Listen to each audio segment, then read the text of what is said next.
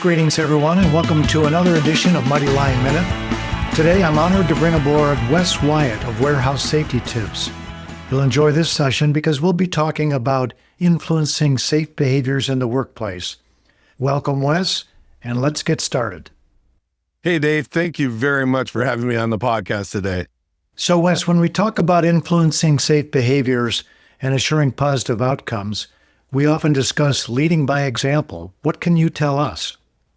I believe a key takeaway that would be very beneficial to any location, whether it be just a general facility, a factory, a warehouse, it really doesn't matter, but a pre and post shift safety meeting. So it can be very, very quick, just something that goes over the things that you know have happened on previous shifts and maybe something that happened on the shift that you were just on. Talk about it very quickly and just let people know the things that maybe could have been prevented to what could be done in the future to have it not happen again. So I would say probably that key takeaway again would be those post and pre-shift meetings. Wes, you're someone that's always working hard to set a safe example, and you do that in your podcasts, of course, and just by the way you speak. But how do we do it on the shop floor? You know, who is responsible for that? Is it the supervisor? Is it all employees? Tell us a bit about how we do influence those behaviors by setting that example.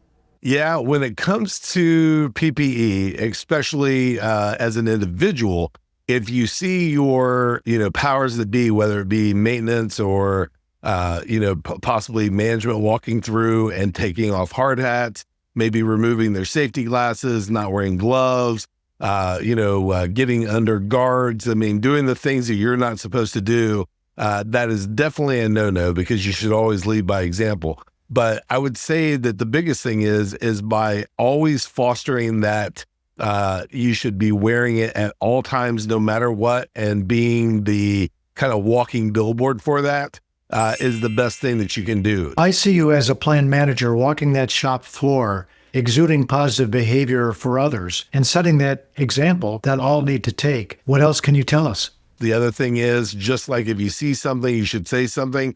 If you see somebody doing something, it's always a good idea to point out why they should be wearing it and just give them a real example. You saw somebody that didn't have their hair up, get a piece of hair torn out and sucked into a machine.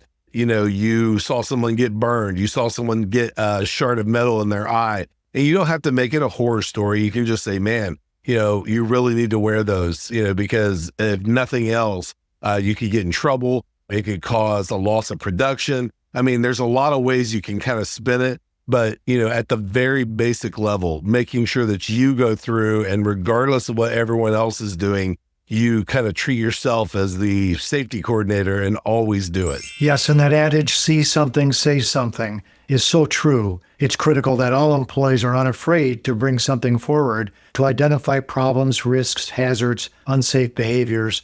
All of that is critical to achieve continuous improvement in the business process. One of the other things that I did on my own that I don't think the person that hired me ever expected, I also pointed out the things that were being done right. Letting them know, the people that go about their business every day and, don't say a word about it, but yet are always doing the right thing, leading by example. So I would say that always take the opportunity, whether it's good or bad. If you see someone doing something good, walk over and say, you know what? I always see you with your safety glasses. Good job. If you see someone, without a bump cap on and they're supposed to be wearing a bump cap, walking over and letting them know why they need to wear it and giving them just a very quick, not authoritative take on it, but more, I really want you to go home safe to your children or safe to your dog or just safe home. There's always a positive way to spin it. In my career, it was always interesting to walk into a workplace where you knew from the moment that you entered that you were in a place that cared about their employees. We are all in charge of safety ourselves. So when someone says, who is in charge of safety at your location, I think a great answer is just that. I'm in charge of safety. But the one thing that they've always got to pay attention to in the workplace is the issue of complacency. So we've always got to make sure that we're doing our best effort for continuous improvement and assuring that we get better day by day. But if you let people know that, you consider yourself to always be in charge of yourself and to be safe at all times, that's a great answer. And there's 1,000 different ways to spin that. But I think that safety begins with you and spreads out. So just making sure that you take ownership of your own safety.